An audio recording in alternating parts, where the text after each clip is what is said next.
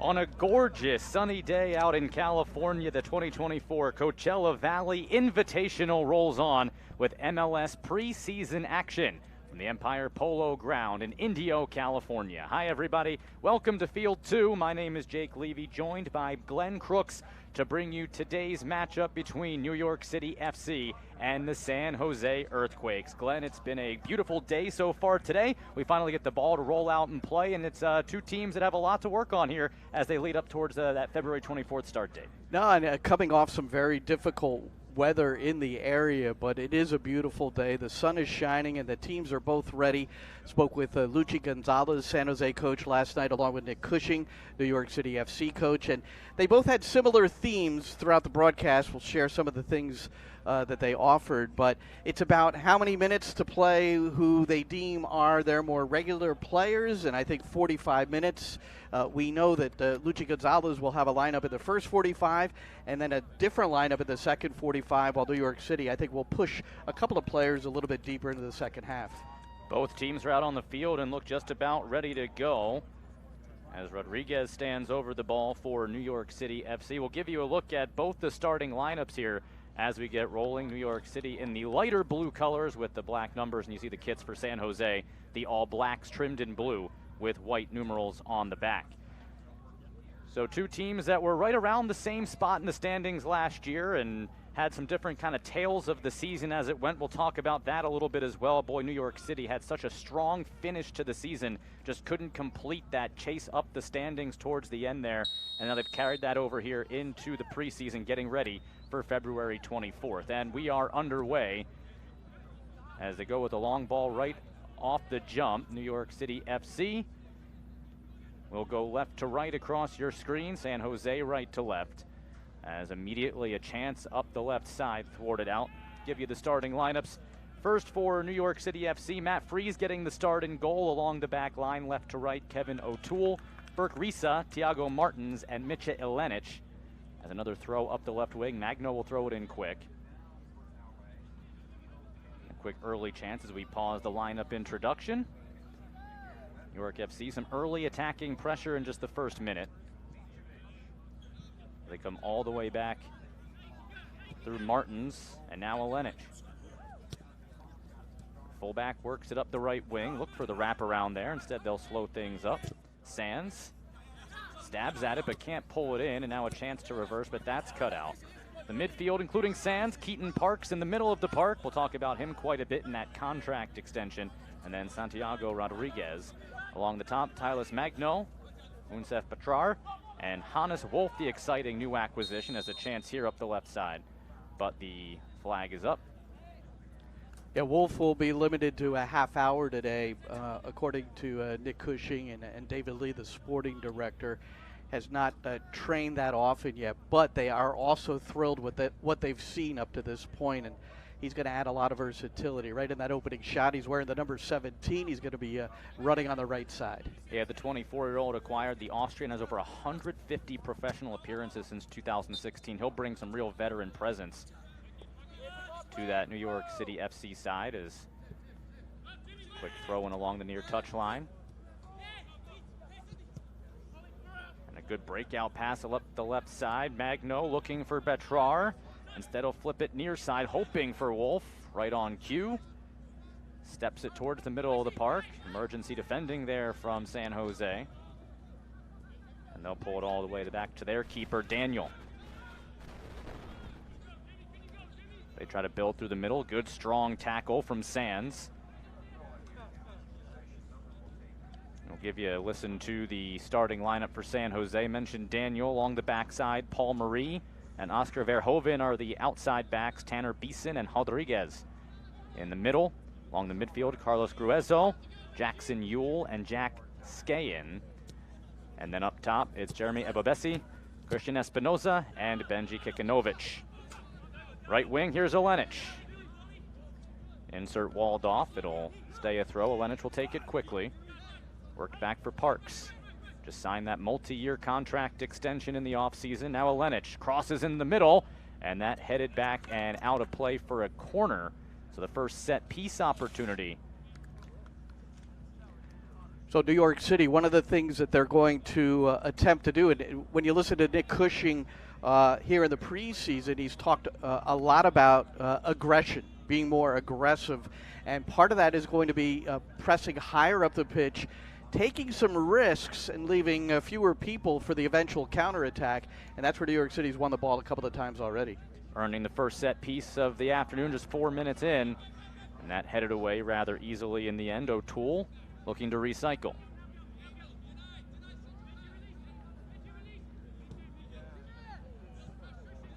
Glenn, you've gotten to observe New York City FC through much of this preseason. What has kind of been the narrative for them as they've carried through here now, leading up to just a couple of weeks until things get going in full stead in the MLS regular season? Well, they might well have had their most difficult, physically difficult first 2 weeks of preseason since the franchise was born in 2015, and that was purposeful. Number one, New York City, because they didn't make the playoffs, had a longer off season, so they had to be careful, but they really wanted to work on the physical side of things in particular, but also because they're going to be more aggressive and assertive in their press. I think they feel very strongly that they need their players to be physically capable of putting in the effort necessary to be successful in that area. Yeah, Nick Cushing's talking about this team being ready to work here in this preseason. They've certainly done that. Cheeky little play there, trying to force a set piece, doesn't work out.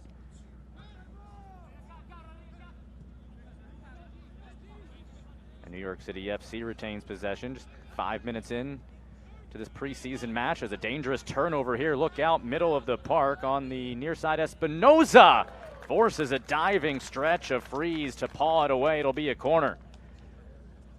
Well, Matt Freeze, this is why he won the job at a certain point, final third of the season for New York City FC. The ability to make saves like that, 4 clean sheets over the last 8 matches. And Matt Freeze comes up big there against, the talisman, Espinoza for San Jose. First corner of the afternoon for San Jose. Espinoza had 13 goals last year, ever dangerous. As this leaned on goal again, and Freeze right on the spot. Another big-time stop by Matt Freeze here in these first 5 minutes. It had been rather innocuous the first few moments, and then back-to-back, he's tested and passes both times. Well, that was Kikanovic, who San Jose native. There he is there, and he's the one that got the quick shot off, and then the reaction save by Freeze. So Freeze already 2 pretty significant saves here in the early going. The keeper tested early and has passed to keep us level.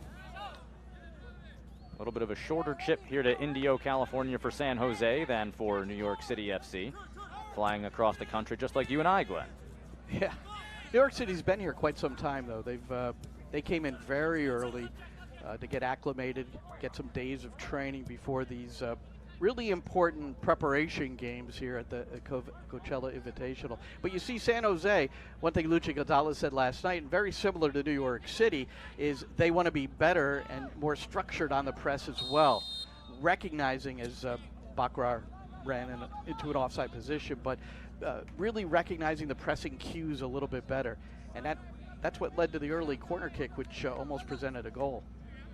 Daniel made the stop just for good measure. The flag was up plenty early here. Obviously no VAR, so no delayed offside in these situations. Pretty easy decision there in the end for the AR. With Bashar getting just a bit too eager. One of the things Bakrar presents for New York City, which they really didn't have until his arrival mid-season, is riding along that last line, making those sorts of runs where you're going to put yourself into an offside position, but the aggressiveness, the assertiveness of Bakrar. A little aggressiveness there as the foul called with New York City FC trying to earn possession at the edge of the attacking third. But some big-time acquisitions for New York City FC, also extended some key pieces. We talked about, of course, Keaton Parks, and then also Kevin O'Toole on the back line for them, as here comes San Jose up the far side. Centering pass from Espinoza, run away.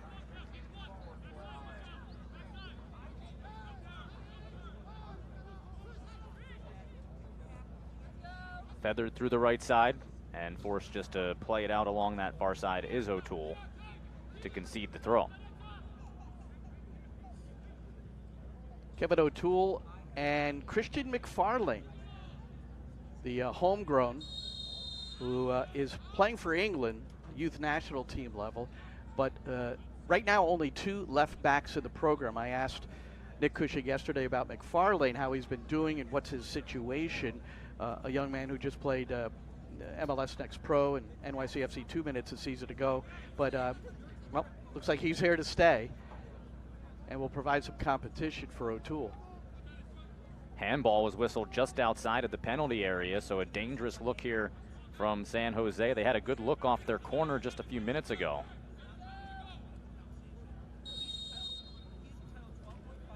See what comes of this. Towards the back post, headed away rather easily. And a slip here, look out. Taken off the foot for a clean breakaway back the other side. And the shot put right on in, and a goal for Bakrar right off the top. A slip, and the striker does the rest, carrying it on the breakaway. New York City FC strikes first in just the 10th minute, and they lead 1-0.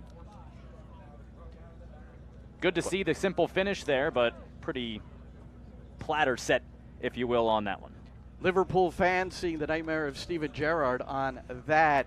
On this occasion, at the back, it was Carlos Gruezo who was left by himself. He was sort of a protective device there off that set piece, and New York City countering, and this can happen at times. And for Bakrar's sake, he didn't always connect on what you would consider maybe layups last year. His efficiency was not up to the standard that New York City was hoping. So that's a good first goal of the 2024 season, even though it's in the preseason. And that'll make Bakrar, strikers have to be confident, and that'll take him up a notch. Absolutely. He then a little bit aggressive off the restart, maybe feeling a little confident after the finish that put New York City up front. Jackson Ewell on the worse end of that one as you watch here again, and the slip. And Bakrar off to the races after that, kept it mostly on the right foot.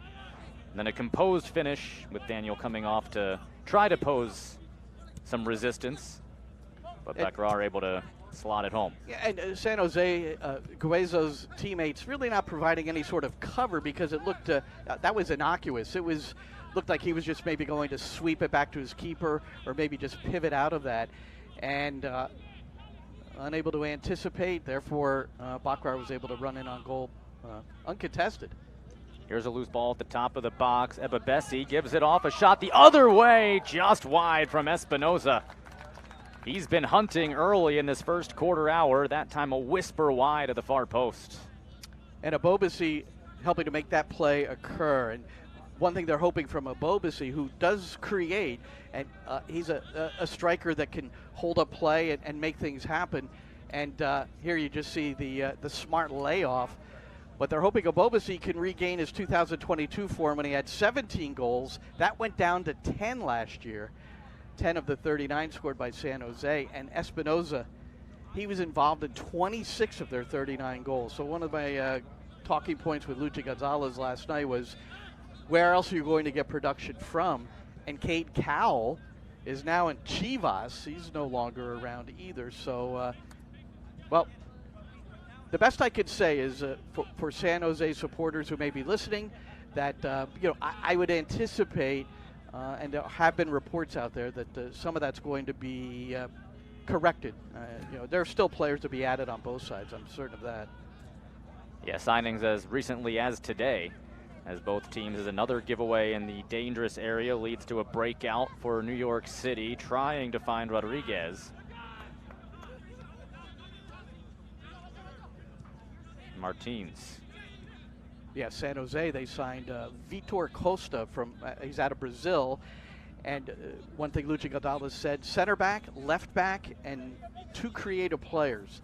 That's their goal during this transfer period, and you hope you have as many of them involved as possible in preseason. Sure. So that you can get them ready for the regular year, but it doesn't always quite work like that, generally because of the visa situation. As New York City's still waiting for Augustine Ojeda, they can't wait for him to get in, the winger.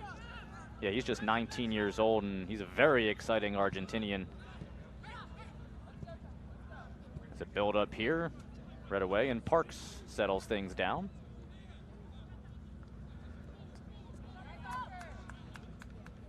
Build up the right wing. Verhoeven trying to set something up for San Jose. Ewell. Possibly deflected as he launched from long range, and it will indeed be a corner for San Jose. 3 or 4 slips so far from players, including one that led to the New York City goal, and they soaked this field down really with the sprinkler system was going strong, and there's been a lot of rain in the area as well, and I'm not sure how much that there's a slip. Yeah, there's the one that led to the critical goal. Slip, yeah. Yeah, well, they were watering the field today. They also had blowers out here early this morning trying to get rid of the rainwater and replace it with the natural water from the sprinklers to get things the way they want them. But another corner, third set piece opportunity for San Jose in this first 15 minutes. Again, go middle of the 18. This time it's Gruezo. The recycled run, a well-weighted ball. The cutback can't find the angle, and it will be a harmless end there as Espinoza once again on the other end. Gruezo chasing that clearance by New York City FC. Very familiar look. That's exactly the run. He was facing his own goal. That he was, this time though, he kept his footing. He was able to get the ball back in. But New York City's defended, and I don't want to make light of the fact that they've defended 2 set pieces quite well, and that might sound overstated, but that was a major talking point last year, the inability to, and conceding off of set piece opportunities, and that's certainly been a focus in preseason as well. Which is all the more important when Matt Freese came up with that big save right off the top for the confidence in defending those set pieces. And since then, they've been rather good. Quick build. Marie will control and release.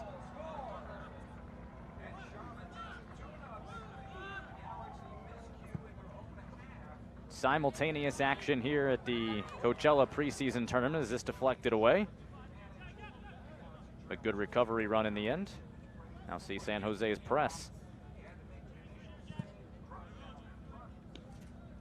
Well, you know, Daniel, he could strike a ball, and you saw Christian Espinoza really well-timed run in behind Burke Risa on the New York City side, and just couldn't quite bring it down under control enough to work his way in on Matt Freese. But those are really important moments from a goalkeeper that can strike a ball like that, because that'll stretch the New York City back line a little bit further. That creates more space underneath. And Espinoza, he's got liberty to run in behind, come and get the ball, and 13 goals, 13 assists last year. Yeah, he certainly has the green light. Fantastic playmaker for San Jose.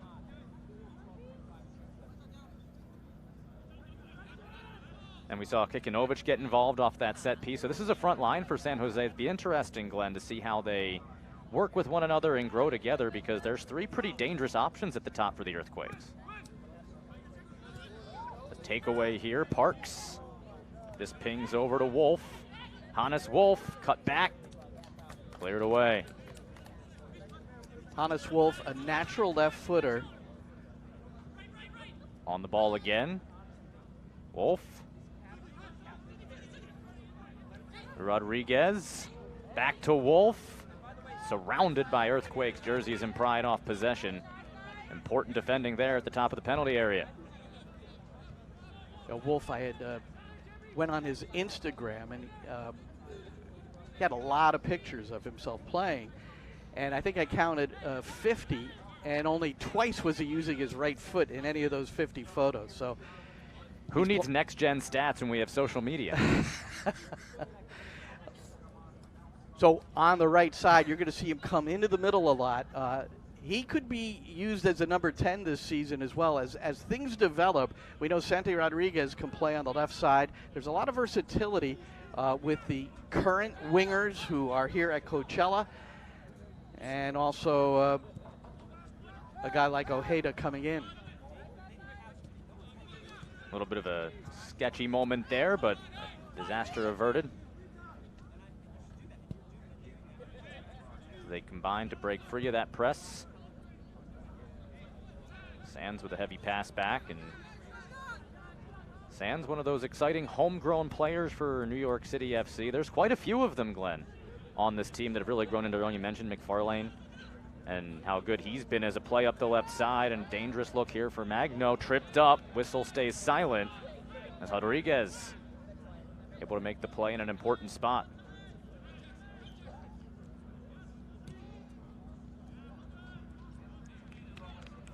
Yeah, McFarlane, along with James Sands, Justin Hack, homegrown player who is on the bench at the start of this one.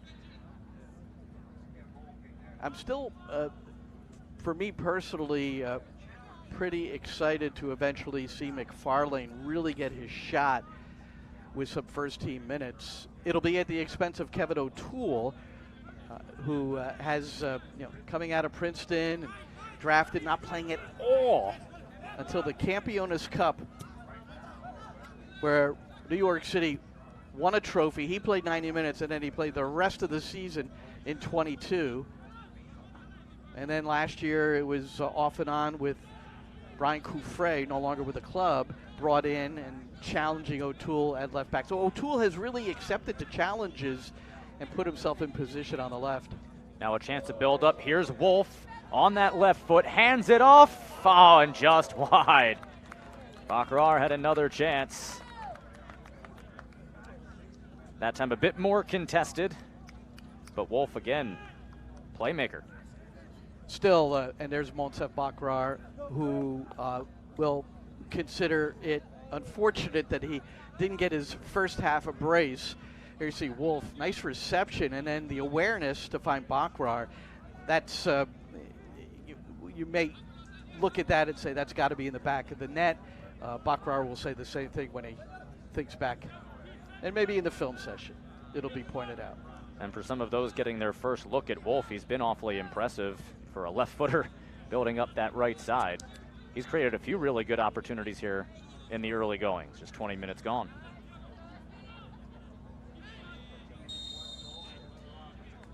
Well, Nick Cushing very much uses the modern winger approach as we look at the left-footed players play on the right-footed players play on the left, so that they can drive inside and maybe be able to release a shot, or maybe a medium-level cross, a medium-distance cross with their stronger and more accurate leg and foot. And Magno on the left starting today.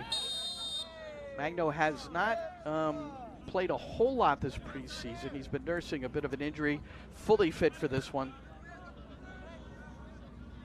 Ewell with the quick restart after Martins had been whistled for the foul. Ebobisi leaves it off right side. Ewell. Gruezo. Near side Marie. Left back inching higher. San Jose a bit of possession in the attacking half here. Nice combination, finds Gruezo. Touched ahead of Ebobisi. For Marie. And taken off the foot of Ebobisi as they tried to combo on the left side, and one too many passes, but they earn it right back. Here's Marie. Marie, a long range drive, and what a strike! Paul Marie has leveled us with a beautiful take. And it's 1-1 here midway through the first half. Well, Paul Marie, collegiate player out of FIU. He played for Reno of the USL, an affiliate for San Jose. And then when Reno folded during COVID, he came on with the Quakes. And that's a wonderful finish for the left back getting it on his right and curling it. Now, on the Hannes Wolf side, he tried to work his way, and there you see the turnover, trying to dribble past two players, Marie and Abobase, and it just was ill-advised by Wolf. That's one where you can pivot out of it and find a teammate rather than trying to, in that part of the field, take it upon yourself. And I would also make a statement about the defending side of that. When you lose the ball, the first principle of defending is immediate chase. Hannes Wolf was more frustrated by losing the ball and really didn't tear after it to try to put any kind of pressure on Marie. So it's 1-1. And a brilliant strike from Marie to boot. So both sides have found the score sheet in this first half, and both not quite to the same degree, but coming off of a giveaway in a dangerous spot. How much of that, Glenn, is Hannes Wolf learning his role with this team on the defending side from that position that he'll play up top? Well, I don't know. At Salzburg, he played some wingback on the left. So in those positions, you're forced into defensive postures. You have to have a defensive shape at certain points during the run of play. So I don't know if it's that. Again, he is still working his way back in. He has not trained very much with the team. Kikanovic. That was deflected well. Another chance for Wolf to escape pressure. Weaving through, and that time does check it off with Bakrar to get another opportunity, and that leads to Magno up the left side. There another little slip. Good defending in there as well, but perhaps the turf playing a role. Well, so now Wolf takes on two players, then a third, and works his way through. But you might say also it was in maybe a less dangerous spot where he was trying to do that. Speaking of dangerous, Espinoza to the back post, Kikanovic! And tic-tac-toe, a beautiful find. Espinoza sets up Kikanovic. And San Jose in rapid fire has taken the lead. What a beautiful setup from the right side for Espinoza. Kikanovic all alone on the back post. And Espinoza put it on a platter for him. Well, part of a service decision is to put it on the deck, to cut it back, or to stand someone up. And you talk about Espinoza again. He was a guy that could create as well as score goals last year. And here, off the easy cutback against O'Toole, can't deny the service. And Ilinic not there in time for Kikanovic. From a San Jose's standpoint, that's Espinoza working a little his magic. Tried to get another quick strike. Instead, here comes Rodriguez, the 10 for New York City FC. Santi Rodriguez gets a little chip back. Rodriguez!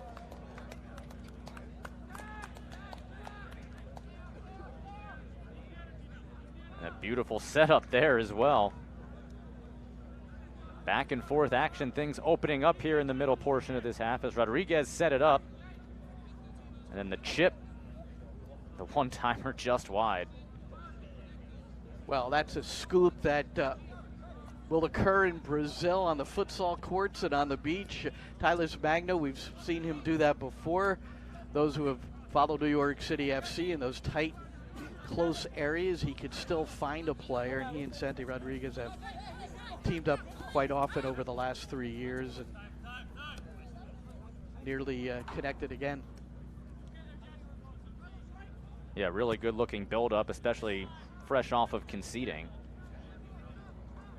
Well, most of what we've seen, and San Jose recently have been playing in a manner where, as Luchi Gonzalez said last evening, where they're more efficient at breaking lines by positioning themselves favorably off the ball, and they've had a couple of good build-ups, but most of the chances on both sides have come off of errors in the midfield that have led to counterattacks.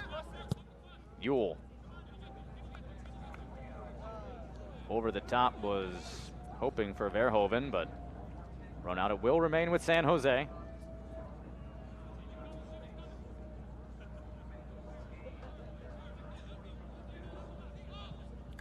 Rolling ball, centering for Ebabesi, but cleared away, and San Jose will reset.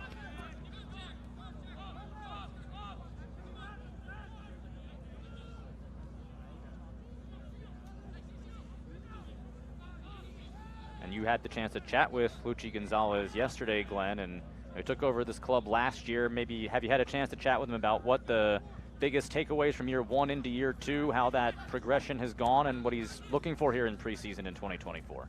Yeah, I thought one interesting thing that he pointed out to me is he's coming off of, he's entering this team last year for the first time as the head coach off of Matias Almeida, who was a pressing coach, but it was not particularly organized, and man-to-man marking everywhere. So teams solved that after they experienced it pretty handily, and they conceded so many goals. 26 fewer goals conceded last year in Luchi Gonzalez's first year. But he also gave credit to Almeida. I'll get to that in a moment. Kikanovic was starting a run for San Jose. Left back for Gruezo. Espinoza, insert blocked. So what Luchi was referring to when he arrived at the club, the players, he said, they played in a system requiring man marking, which is a really important defending consideration. Great physicality, intensity, but also technique and creativity.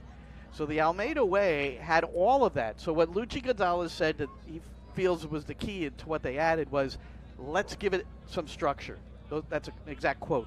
Let's give it some structure. So structure, obviously when you give up that many fewer goals in the season.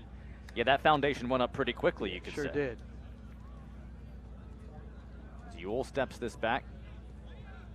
Now a turn from Skayen.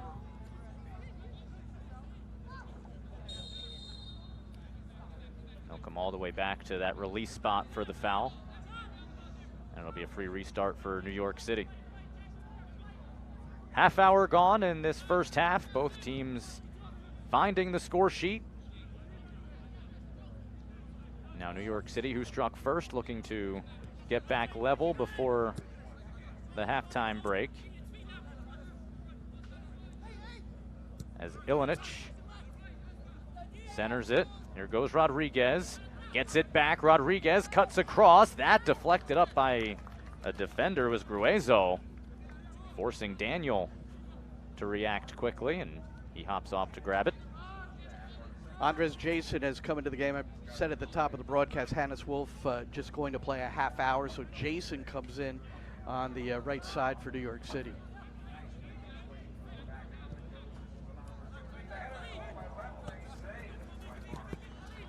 For the first change of the afternoon.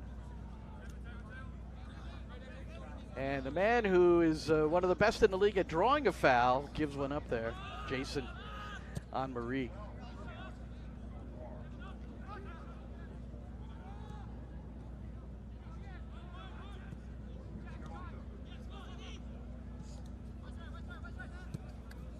San Jose comes back to the goal scorer, Marie. What a beaut he struck. That leveled things.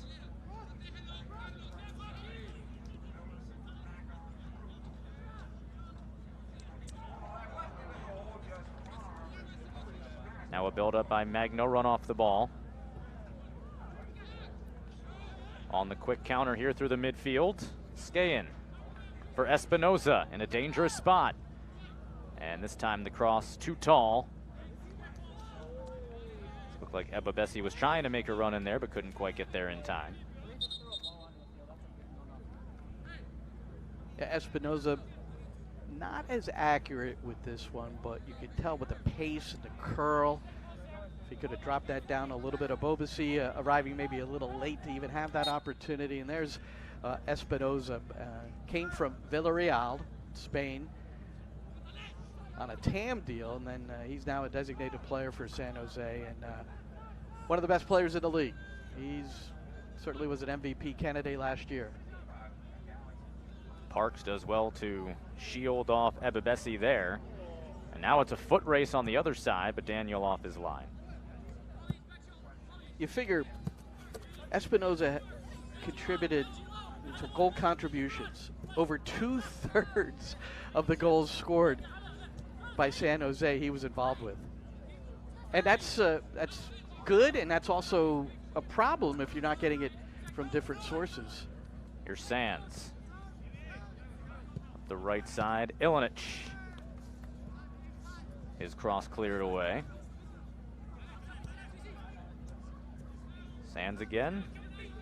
Another one of those homegrown players out of Rye, New York. Sands has been brilliant. Got a chance to go to Glasgow and play with Rangers, different league, and playing in the Champions League. Here's Ilinic. Low left-footed liner, begs for handball. Referee says the arm was down. Looked like it from our view. Gruezo caught it on the shoulder, deflected out. It will be a corner for New York City, their second. And for Sands, one of the things that I wouldn't say has held him back, but is he a holding midfielder? Is he a central defender, as he was with the youth national teams for the United States? And New York City has committed to him to being the number 6. Rodriguez found a teammate. The header skies high and out of play. Looked like Parks had come up. There you get a look at Jason, who just checked into the match a couple of minutes ago. Another homegrown.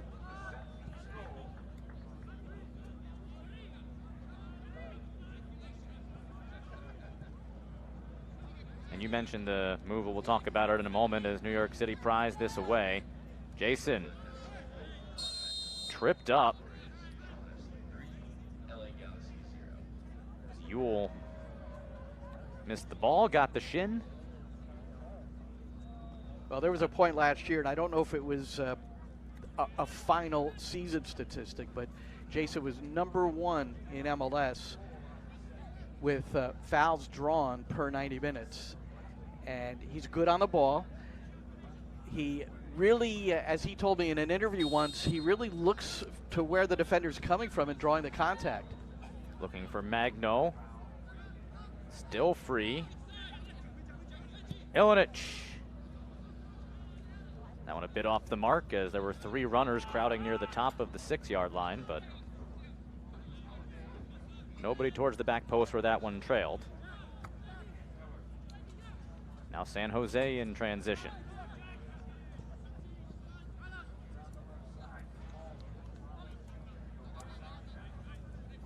Ewell. Here's Marie. Maybe a bit out of his range from there, but who knows after last time. It's Ewell looking for Ebobisi, but the flag has gone up. And offside negates that threat. And I talked about Wolf maybe after losing the ball not recovering to put some pressure on Marie in the shot, but also no one along the back stepped to Marie to maybe try to deny the shot. But I think there may have been a bit of surprise on the New York City side that he released that, and then, boy, it was a wonderful finish. Jason with a nice takeaway was trying to find Baccarar. San Jose wise to it. Another chance here in the middle is Jason, just a step behind Marie. An important stop there, because that had a chance to build up with some numbers.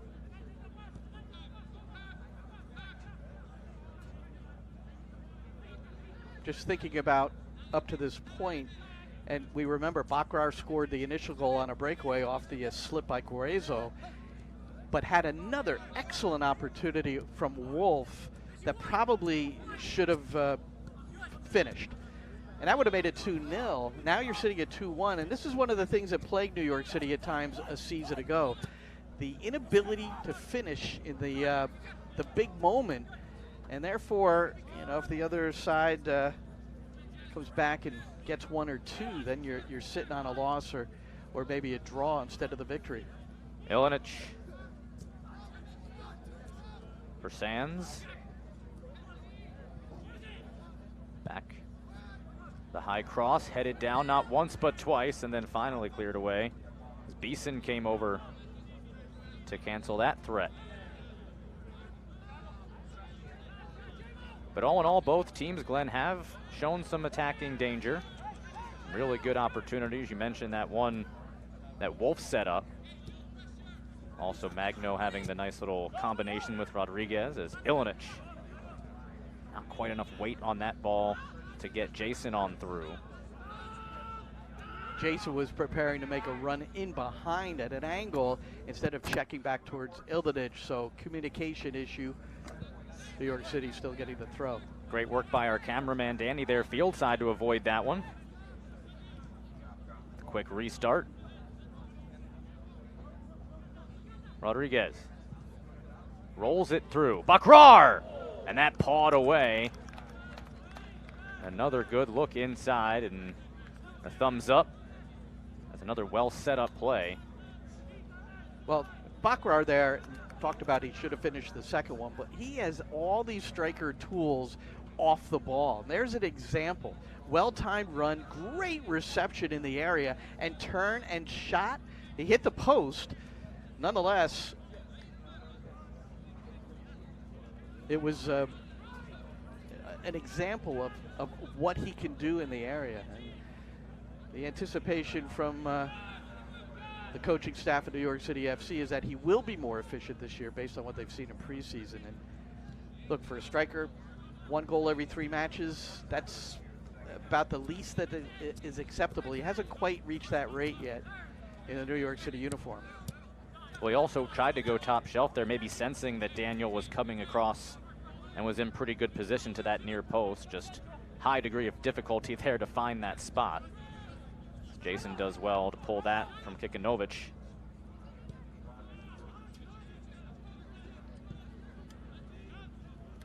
'40th minute.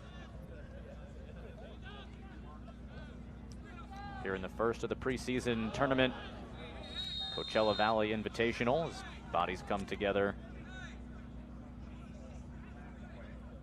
And a yellow card shown.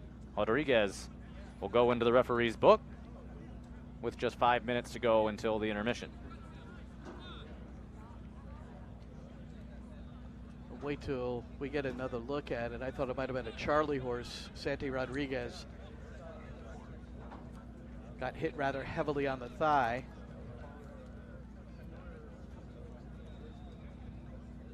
Santi Rodriguez, also very good preseason, sharp in every aspect. That free kick will be retaken.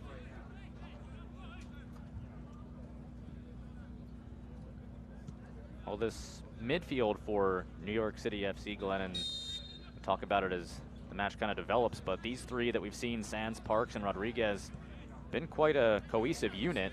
Add in Perea, who's now full-time after spending some time on loan from the Philadelphia Union, so there will be some options for Nick Cushing in that midfield here as the next few weeks kind of melt away towards the start of the regular season. I think Perea was a massive acquisition because he presents in the midfield something a little different, something New York City doesn't really have, a really strong two-way player who has a bite, just a little different profile than a Keaton Parks or a James Sands. Bakrar for Jason, and shot blocked away. Another chance for Jason. This time a one-hopper fielded rather easily by Daniel on the long-range attempt. Jason can score from distance. We saw it a season ago. However, that one was stuck under his body a little bit and really couldn't strike it. I think he really wanted to curl it to the left on your screen and to the right of the keeper. Taken away by Bakrar. Wide open in the middle of the park, Rodriguez.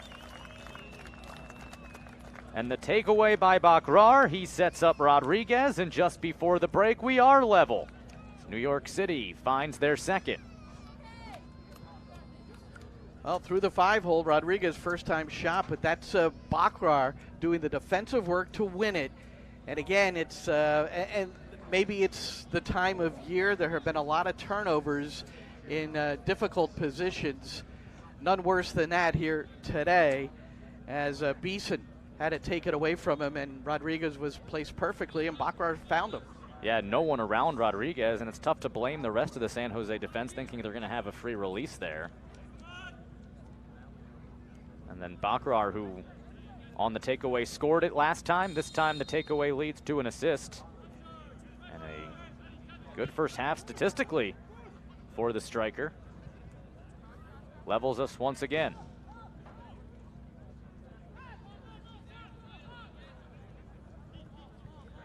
Well, I'm happy we've gotten some goals, Jake. You never know.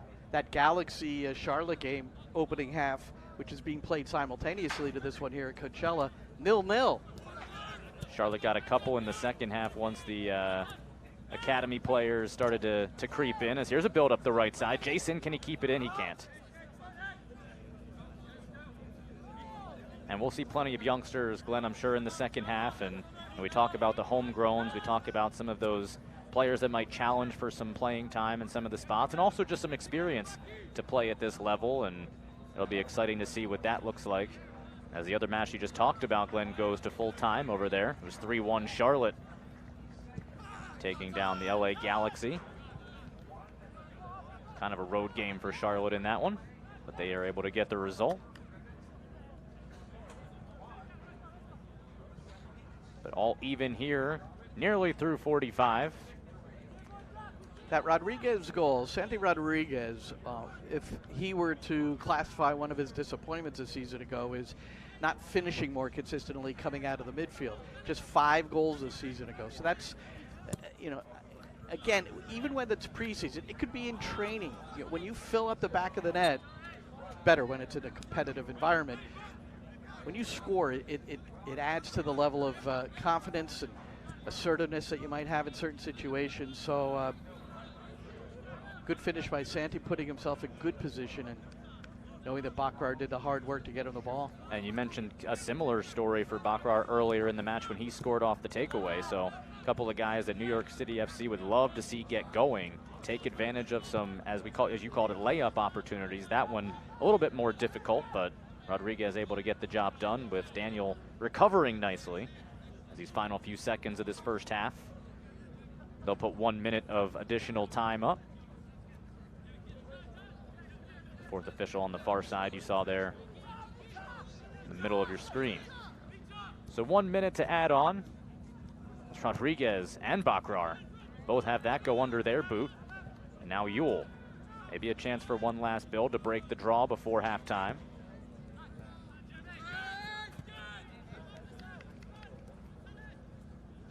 Kikanovic. His goal gave San Jose at the time a 2-1 lead. Murray. He's tackled hard as Jason went in. That's the second heavy challenge from Jason since he's come into the match. Maybe a chance here for one long insert. For one more probe for the Earthquakes before we hit halftime.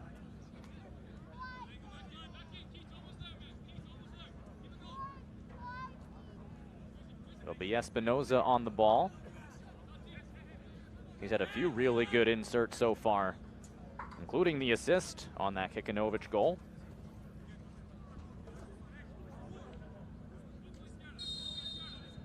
Probable the last action of the first half. Espinoza to the far post.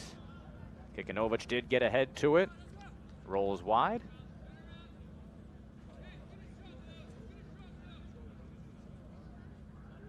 All in all, some good chances on both sides, some turnovers, definitely some things to clean up, but it is preseason. The good news is some of the familiar suspects getting in on the score sheet, particularly for New York City, with Rodriguez and Bakrar scoring the goals, Kikanovic and Paul Murray on the other side. Level at 2 after 45 minutes here in this preseason contest from Coachella Valley in the Invitational on the Empire Polo Club here in Indio, California. Back with second half action in a bit.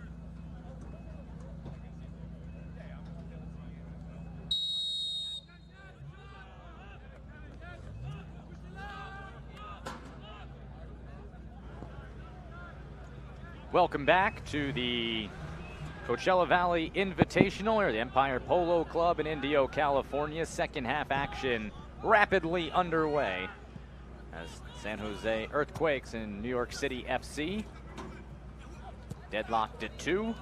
Plenty of changes to tell you about as right off the bat, Will Richmond getting an opportunity up the right side. Richmond! And that parried high over. Another good save on the New York City side. Richmond, who just came into the match, a whole fresh 11 for San Jose, and the fresh legs getting a good run there, but can't quite get the finish. Yeah, he got in past Kevin O'Toole. It looks like the same back four for New York City FC, and Matt Freese in goal. So another big save for Freese, that's his third. Meanwhile, Baldissimo off the corner restart has a header turned high, and that might have been Richmond again. So a hot start for him. We'll give you a look at what the new 11 is for San Jose. I was Preston Judd putting pressure on Burke Risa, but that back four, O'Toole, Martins, Risa, and Ilinich, still the same for New York City. We'll check out the rest. Meanwhile, for San Jose, Usini Buda, Preston Judd, and Will Richmond, the new front line. In midfield, Alfredo Morales, Michael Baldissimo, and Cruz Medina, the exciting youngster. And the back line, Jamar Ricketts, Danny Mayuni, Casey Walls, and Tommy Thompson. And there's Alfredo Morales, former New York City player, getting a little bit of James Sands and drawing the foul, and his first action against his former club. 33 years old, great to see him, one of the real good guys in the New York City program, and instrumental in their run to the MLS Cup in 21.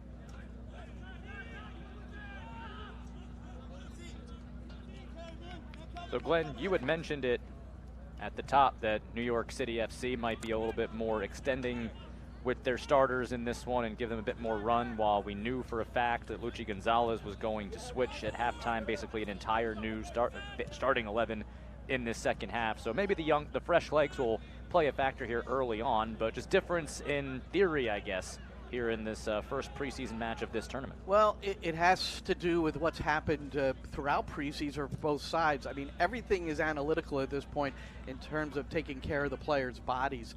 It's data, it's science, it's GPS. And one thing in talking to Nick Cushing yesterday, he said, almost kiddingly, but he's trying to push his performance people to allow him to add the extra minutes today with his group. And indeed, it looks like the same 11 with the exception of Hannes Wolf, who went out after a half hour, and that was planned, and Andres Jason in for him. Otherwise, it's just the same for New York City. Tommy Thompson couldn't quite get to it. Instead, they come near side. It's Medina. Now Mayuni.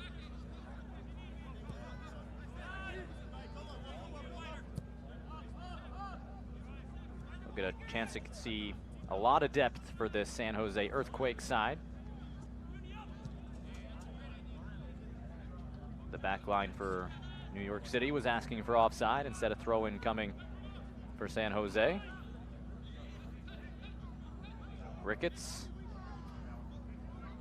for Baldissimo.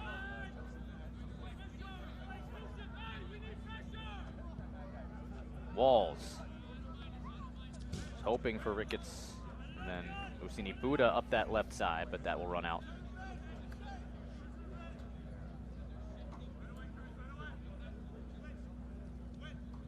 So Glenn, for some of these young guys that are getting the chance here in the second half to play as a unit, if you're Luchi Gonzalez, what are you looking for out of this second 11, basically, that you're seeing out there on the field right now? Well, there are a number of guys who are going to still compete for starting minutes, but more closely, in terms of analyzing it, it's going to be reserve minutes. Who can be players that Luchi Gonzalez can count on in the system he's trying to play? And they're very, very intent on keeping the ball better this year and creating more goal-scoring opportunities. I think that's a big part of it, and doing it under pressure. So the pressure on these young players who are out there now, like a Cruz Medina, number 99, coming in out of the midfield, just 17 years old, but a key member of the U17 men's national team. If we get a chance to focus on him at some point, watch some of the things that he can do.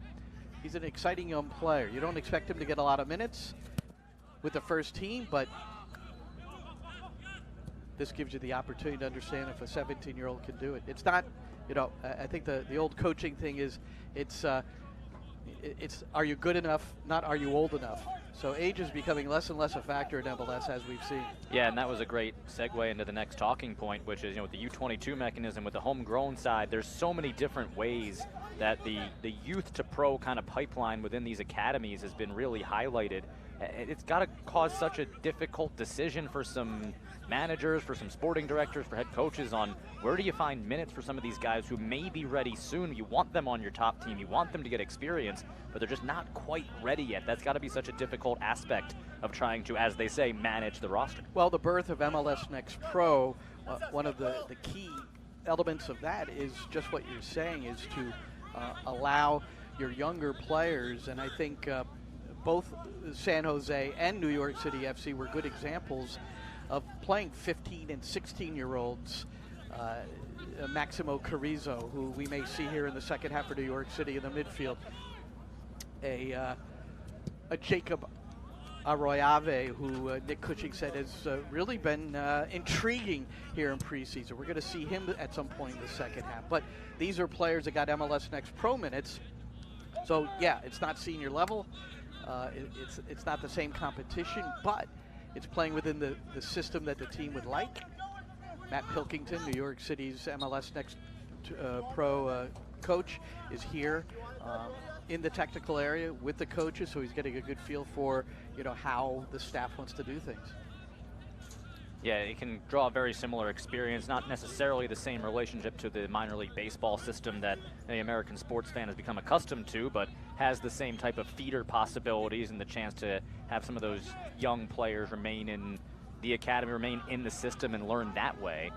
As a good cross back is controlled for a moment. And right on cue there was Cruz Medina.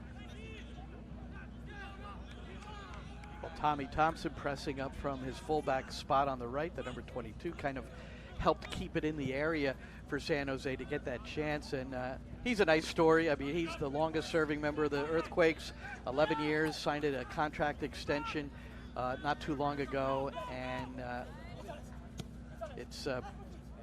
those are nice stories and what he's meant for the community and the club, Tommy Thompson. And it's the 50th anniversary celebration for San Jose. That's right. Year. So he's only missed 39 of those seasons. It's a pretty good ratio when you think about it.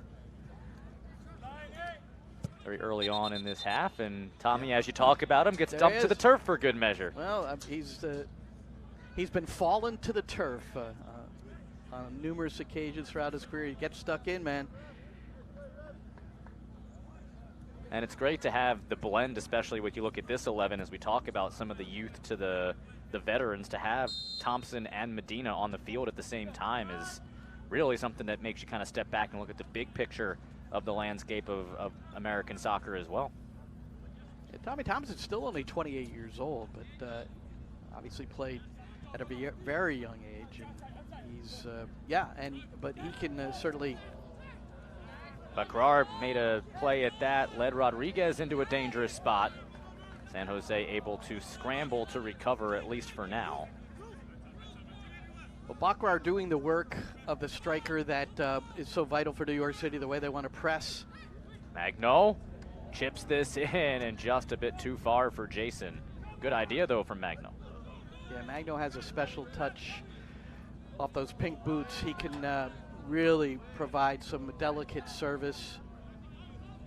His technical ability is, he's called magic. I don't know the Brazilian word for magic, but that's what they call him. Well, he had a very nice soft touch pass in the box in the first half as well that nearly set up Rodriguez for a finish. Rodriguez did get his goal. That's what leveled us towards the tail end of the first half. Back and forth first half. Both teams had a lead. Both teams able to equalize. Well, Magno needs a bounce-back season. Last year was a pretty major disappointment in terms of his productivity until the tail end of the season. Here's a chance for San Jose. All the way across, looking for Thompson at the edge of the 18. Chased away at the last moment. Now it's Richmond.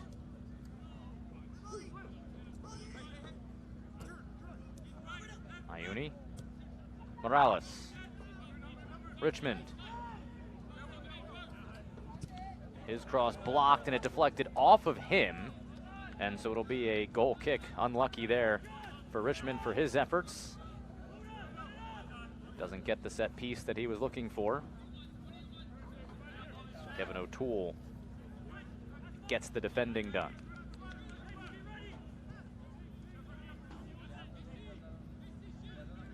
Well, Richmond's a perfect example of the young players on the San Jose side, wondering, what could be next for them. He was an MLS Next Pro veteran last year for San Jose 2.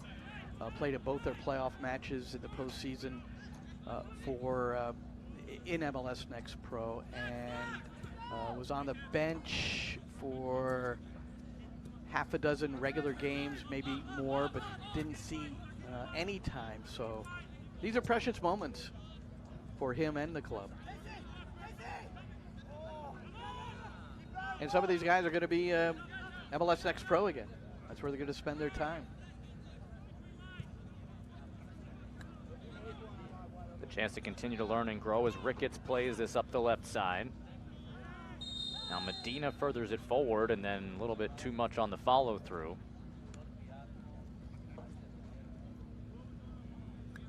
And that'll draw the whistle.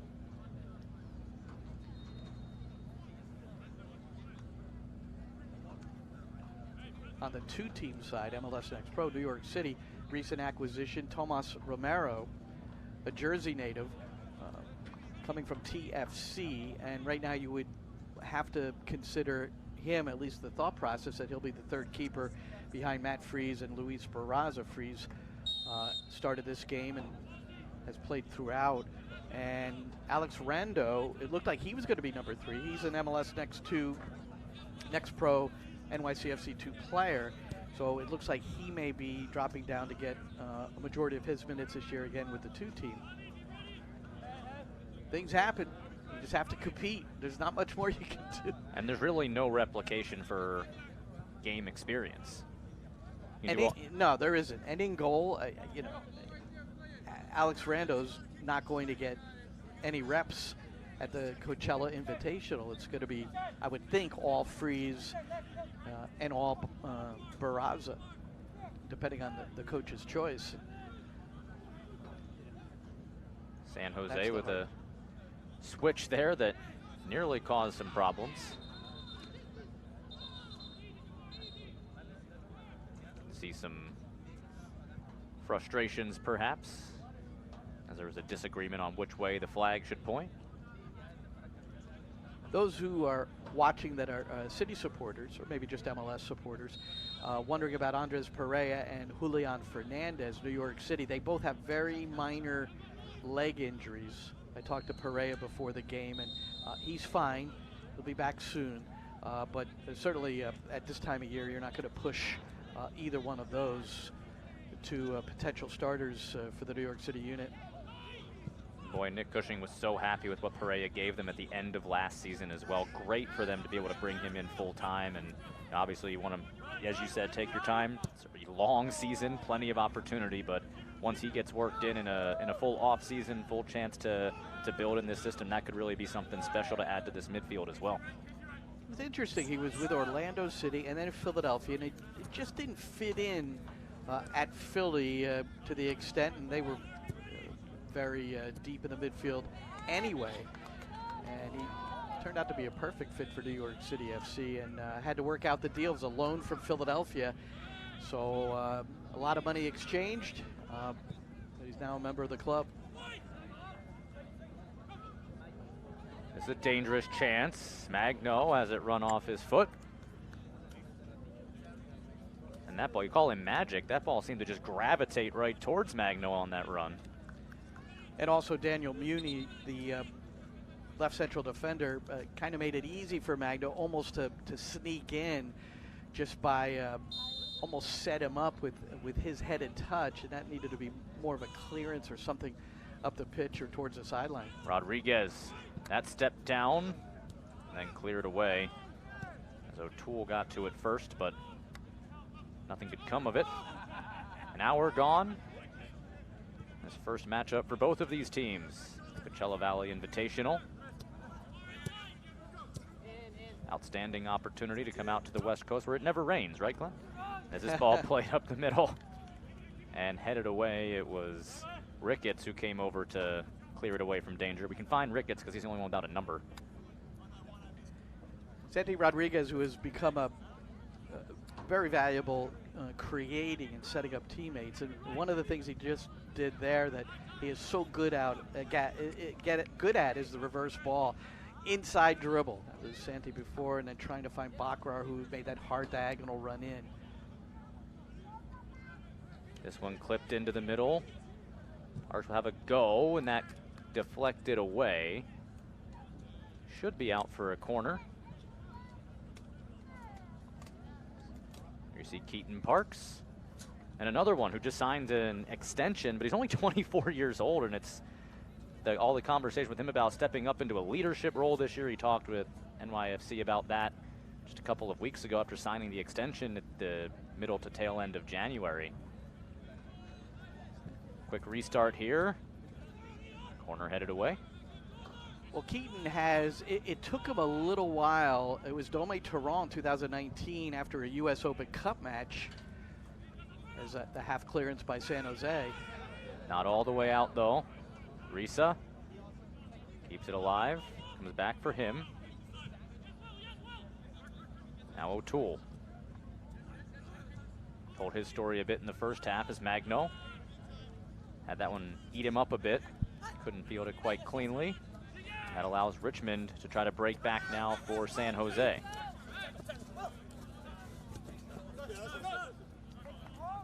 And Parks, he's been a regular ever since he came off this U.S. Open Cup match and then worked his way into a partnership with James Sands in the midfield. When Ronnie Dyla came on board, he would not separate those two. They played a lot of minutes together in 2021 when New York City won MLS Cup. Unfortunately for Keaton Parks, he suffered the first of two surgeries due to blood clots in his leg. Recovered wonderfully last year to play in 32 games. As a host of subs. So good luck. We've got what Mr. they call Jake. a shift change coming your way. I do see Christian McFarlane, so I had called for him, and he'll come in and play left back for Kevin O'Toole, number 22. There they are, greeting each other right there. And then the rest. Orelleva looks like he's coming in as well. Gabe Siegel at striker. So we'll have fun here in the second half. But Parks played 32 matches last year, fully recovering from that second surgery. And I think that also showed New York City that, look, this is one of our leaders despite his age at 24. He's a strong competitor. When I asked him in the preseason, is it important to win these games at Coachella? He said absolutely, that this team needs to learn how to mop up games at the end, come back late and win, and he's looking for a better mentality in his group, and he's one of the guys tasked with that leadership responsibility. Well, now it looks like it'll be some of the younger guys getting a chance to stretch their legs. About an hour. Makes a lot of sense here as they play the advantage here, and now Richmond. A little bit of frustration there from Preston Judd, who was run off by Rio Hope Gund, the New York native.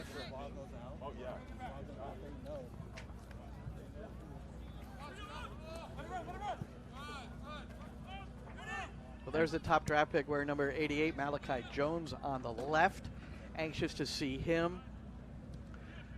He recently signed, and he was a young man who, out of Lipscomb, very academically oriented. And there was a consideration after he was drafted that he might still just go back to school to get his degree, but he's performed at a level, and New York City is particularly high on him.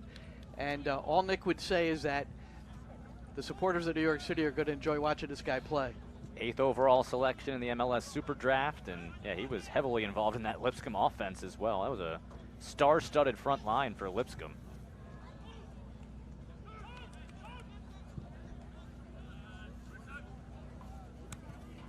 Here's Thompson.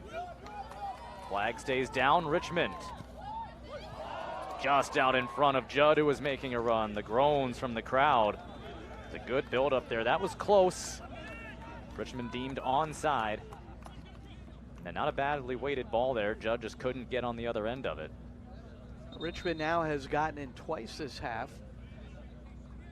coming off the bench in the second 45 minutes, where he's created something on the flank. He basically started this second half by doing so.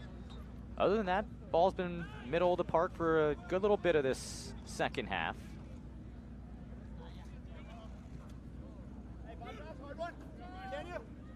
The second half unit now looks to build against the fresh legs for New York City. It's Thompson again. Muni.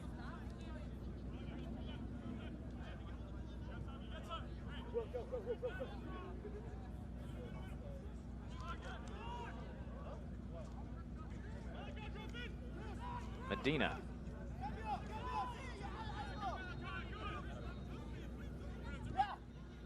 Keep possession here as San Jose looks to probe the right side instead with Thompson. Right back, pressing forward. Tommy Thompson. Insert blocked. Still in a dangerous spot though. Baldissimo has it run off his feet, finds Morales. Muni. Thompson. A square in, gives it back for Baldissimo.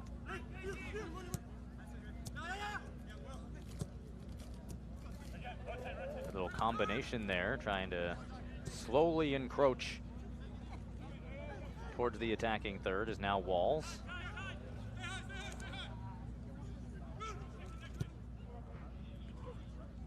It's the kind of probing where you make the opponent chase and then you look for your moment to play it forward. That was not the moment. New York City winning it on the interception. That was not it. Ricketts trying to run around the defender.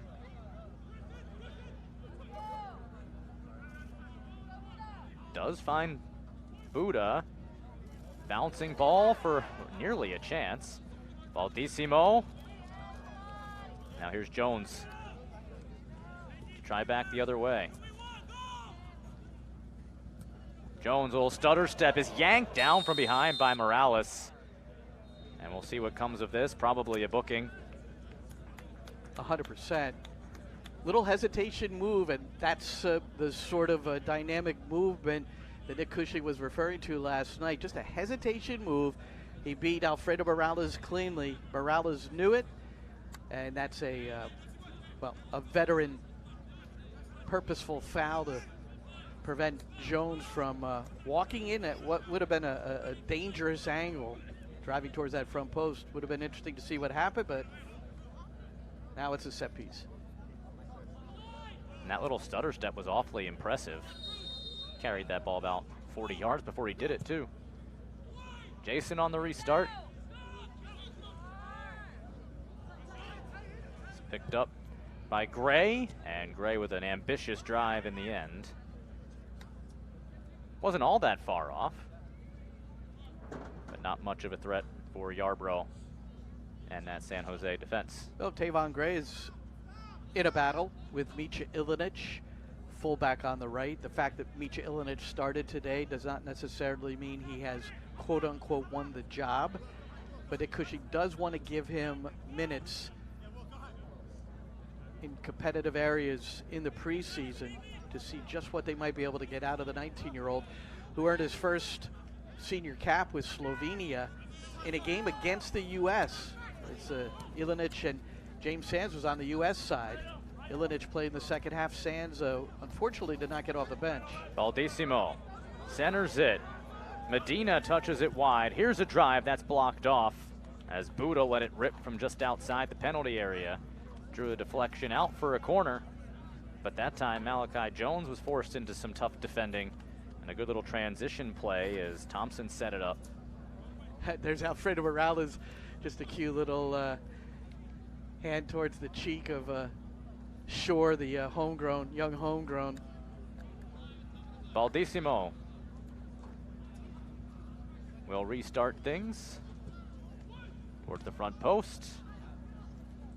Half clear, Jason fell as he was clearing out of play, and that looks like because he was tripped up.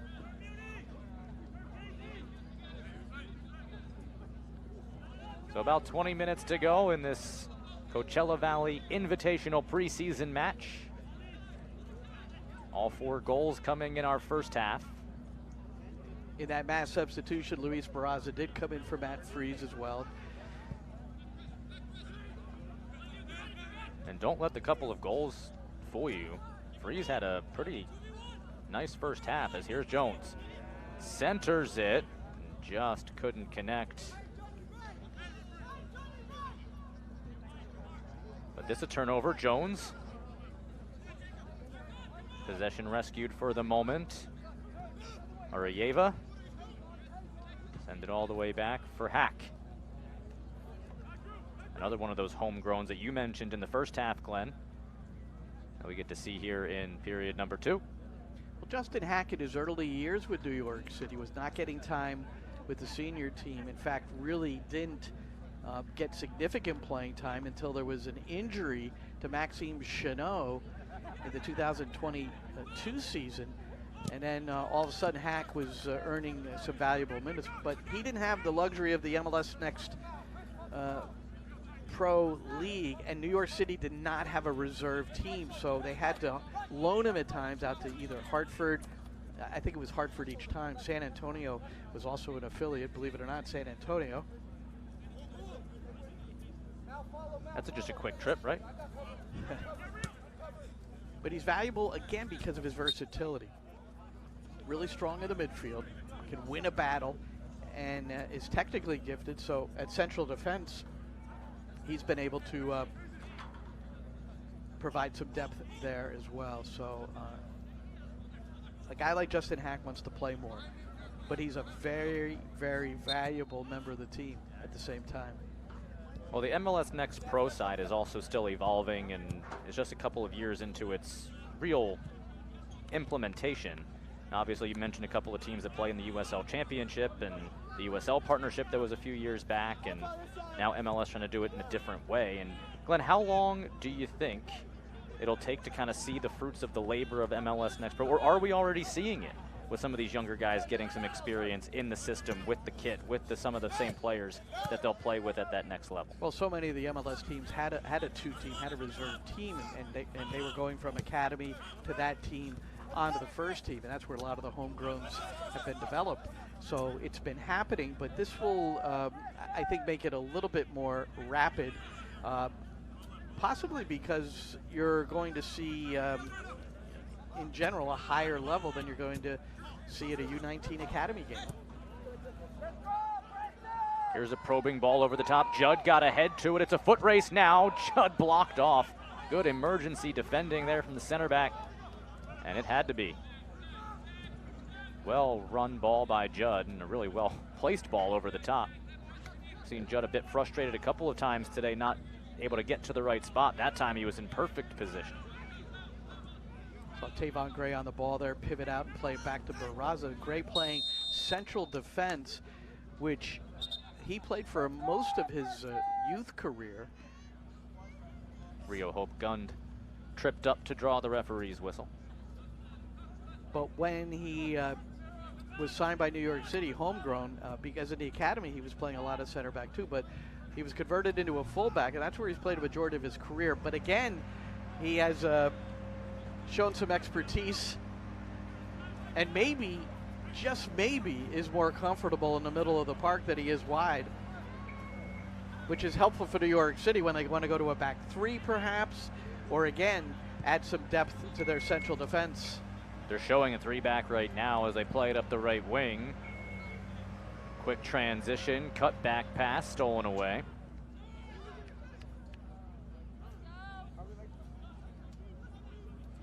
San Jose trying to get out of their own end here, kind of forced towards the corner. Jason making things difficult.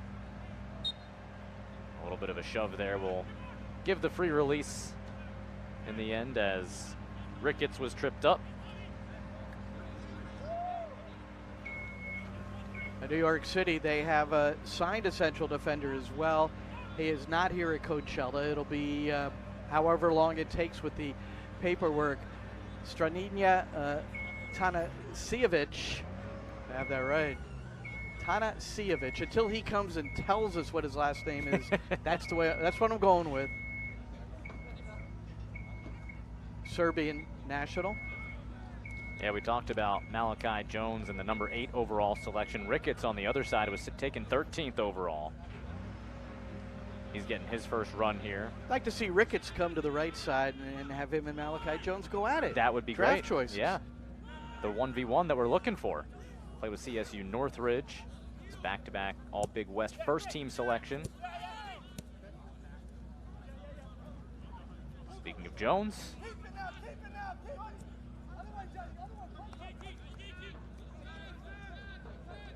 Back for Shore. Now they'll try the far side with Gray.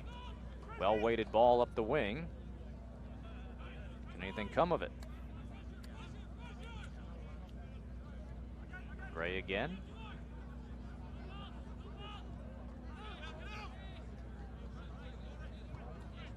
And now that patience is Hack.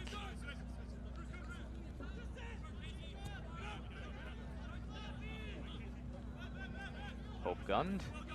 Checks it off, gets it back.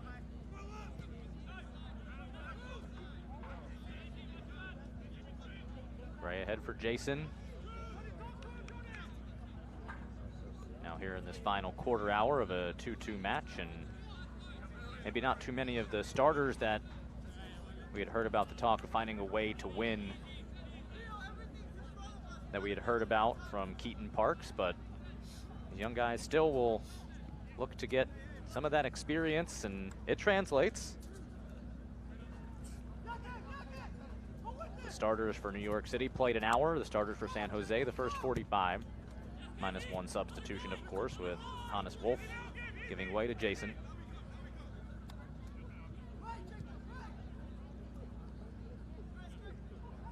But Munsif Bakar and Santiago Rodriguez with the goals for New York City. A long-range strike on the other side from Paul Marie, and then Christian Espinoza did what Espinoza does. An aerial cross set up Benji Kikinovic for the goal for San Jose. Both teams had a lead, both teams equalized. We were level at 2 through 45 minutes, and it's where we remain now. Hasn't been too much action goalward for either side to this point in this second half. But also things have been pretty clean as well. Not too many turnovers, Glenn, not too many giveaways in dangerous areas, which is good to see for some of these youngsters as well, getting comfortable playing in a little bit of a different setting. Yeah, and that's the intent of both sides, whether it's the first team, the second team, or the reserve side, or the academy level. You know, these both coaches, Lucha Gonzalez, he's renowned for his academy work with FC Dallas. He cares very deeply about what's happening beneath him, as does Nick Cushing for New York City FC. As I mentioned earlier, Matt Pilkington, who formerly the U19 coach, James Sands, national championship at the U19 level, Tavon Gray. Matt Pilkington was our coach. He's here observing everything. And there's a way they want to play, and that is control the game through possession. Here's Thompson with some room to operate.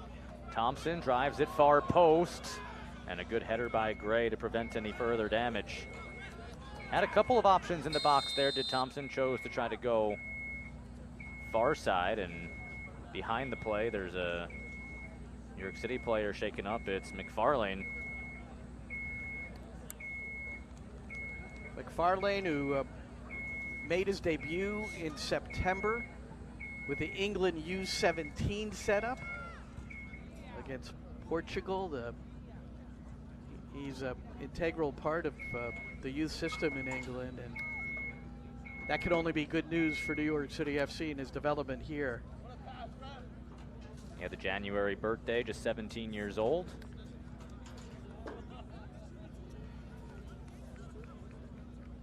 He's a 17-year-old that doesn't look physically No. like he's 17 years old. Sure doesn't. Here's Thompson again. Jones trying to track him down. A good header. Kept it out of harm's way for the moment. Went past Medina. All the way back from Uni. Thompson able to stay onside. Richmond's cross deflected. Back to Thompson with some space. Goes through for Judd. Judd walking in on Gray, has it deflected away. As you know, that was McFarlane who came back to do the defending and knocked it out for what will be a corner kick. A couple of begs for offside there from the back line for New York City. Flag stays down, and now a set piece opportunity as we dip inside 9 minutes left. Baldissimo. Curls one. One-timer from Medina. Not much to it. Ricketts. Can Buddha track it down? He got to it, I think, in play, but couldn't get the nearly impossible angle to send it back towards goal. I like the big striker. He's 6'3", Preston Judd.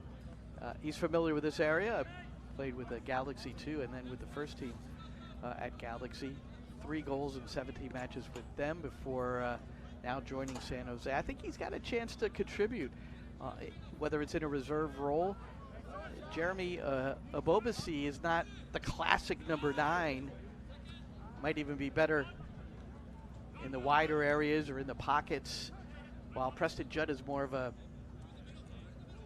the 9 that we sometimes think about. You know, hold up play, big guy, good in the air.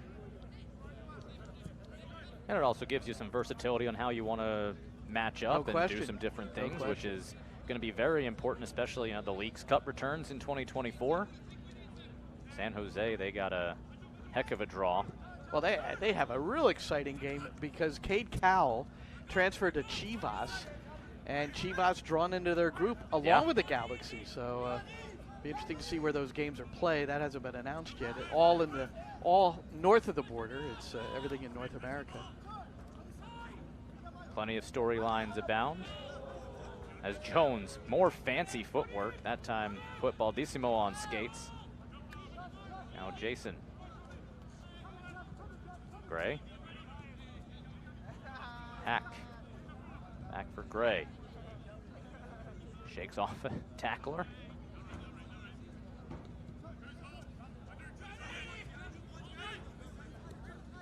Chance to push forward with Hope Gund. Hack again. Flips it right side. Segal tried to give it a look, but run off of his feet. How about that? Brave from Ricketts, just chesting it down to his teammate that he was facing in the penalty area, and just calm as you like. That's pretty cool.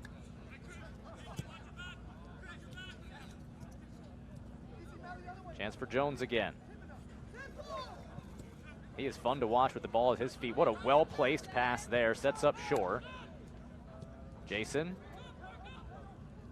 tries the right side again. Little stutter step.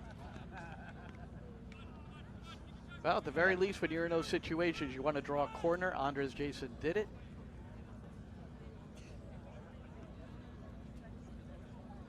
Now we'll get a chance to see from the substitutes. It'll be Jason who inserts it. His build-up play set up this set piece.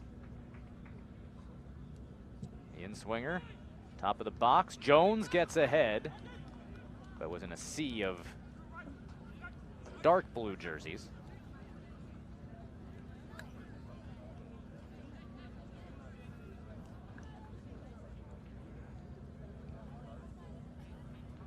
Yarborough had no problem pulling it in as we play on in the 85th minute.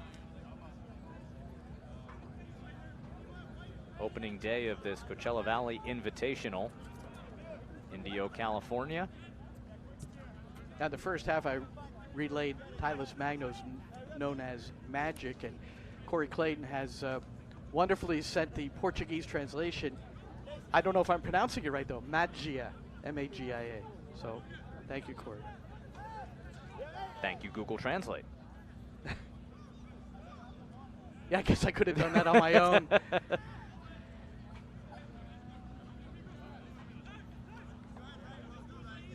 Made me think of it when you were talking about Malachi Jones. Not sure if we've seen anything magical from him, but technically very sound, deceptive.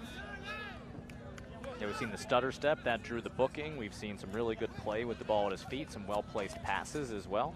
Well, that's the one time we got him into the, or got to see him in the open field on the left side, is when Alfredo Morales dragged him down. He had some 50 or 60 yards to gallop, and so we still haven't really seen him accelerate into space because pace is one of his attributes, no question about it. We also haven't gotten to see him do that off the ball yet either. It feels like most of his carry have come that way.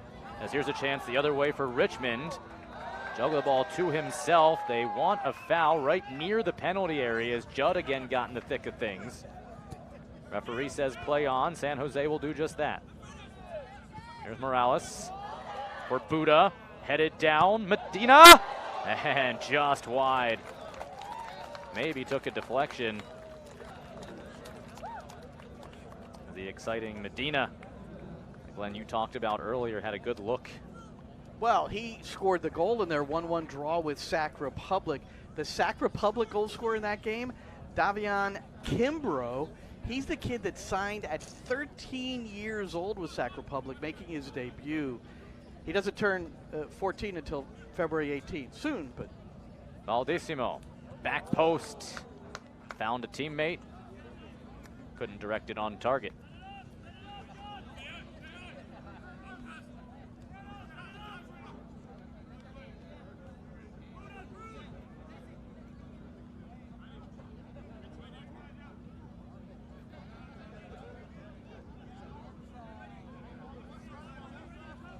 Final few minutes here. And Glenn, you got to see a group of 11 that was in cohesion for 60 minutes for New York City FC. As you watch that group here, you said they've been here for a few days. They've been working on some things. What are some of your bigger immediate takeaways from what we saw from that starting group for the New York City side? I think they accomplished at least partially what they wanted to off the press, to force turnovers and win the ball in the critical area of the field. But I was almost surprised that maybe they didn't press more consistently high, especially with their fullbacks. That's part of the plan. Jones on the run, beautiful setup. Got deflected away at the last moment, but Siegel on the receiving end nearly of a Malachi Jones burst into open space that you were so looking forward to, and then I distracted you as it was finally happening. It was a curly ball on the deck, though. He played it really nicely, well weighted, and gave Siegel, maybe what he could have done is seal off the defender first before trying to play the ball. But he and Muni arrived pretty much at the same time and then forced to commit the foul. Judd trying to force the issue the other way. Gray held him off just enough, or so we think. Instead, it finds Richmond, touches it down for Medina. For Thompson. Tommy Thompson blocked. McFarlane came over and had a say. And Thompson will be whistled as he takes down Jones, trying to retain possession. But a dangerous moment there in the final minute. All about the first touch, and Barraza very good with his feet. But this time he presented it in front of him and then couldn't release with the second touch rapidly enough. But whether you're a field player or the goalkeeper these days, one of the things that you're constantly being aware of is away from pressure with your first touch, unless you're trying to draw somebody closer to you so you can pull off something. New York City FC trying to pull off something here in the final moments of this opener at the Coachella Valley Invitational. Jason bumped down, quickly back to his feet to retain possession. There'll be 1 minute of added time as signaled by the fourth official on the far side. Jones steps it forward nicely. Cross, hoping for Jason. McFarlane put a curling ball in front. And there you go. The guy who you said is the best at drawing fouls possibly in the entire league does it again at a crucial time here. And now the chance for maybe the game winner off of this set piece. That's Drew Baera, a young homegrown, also signed within the last year, New York City, helping, he's wearing the number 38, helping Andres Jason. I think on the San Jose side, they accomplished a bit of what they had hoped to explain if there is time. If not, we'll have to hold it off to a tweet or something. To follow Glenn on Twitter, you beat me to it. Jason, half clearance, and a long range try that clears high from shore. And that is how this Coachella Valley Invitational opener for these two teams comes to a close. Final score, New York City FC 2, San Jose Earthquakes 2. All 4 goals coming in the first half, but Glenn, a good showing for these two teams here to open up what should be a fun few weeks. Well, on the San Jose side, it was Luchi Gonzalez talking about being more compact in the 4 lines, and that includes the goalkeeper. He said it's the first year that they've actually included the keeper in the discussion about keeping the lines compact. I thought they accomplished some of that today because it's been a focus for New York City FC. Talked about the defensive side a little bit, but on the attacking side, they're looking to maybe continue their ability to get in behind in a variety of manners, and there was a bit of that as well today. 2 goals each. I'm sure there's at least a certain amount of satisfaction on both sides. Plenty of satisfaction, plenty of talking points, and plenty more soccer to come from the Coachella Valley Invitational. Go to CoachellaValleyInvitational.com for the full schedule and how you can watch us for the rest of the week. Glenn Crooks, big thanks to you for joining us here on the broadcast today. For Chase Neidig and our entire great crew, this is Jake Levy saying so long from Coachella here in the opener of the Coachella Valley Invitational.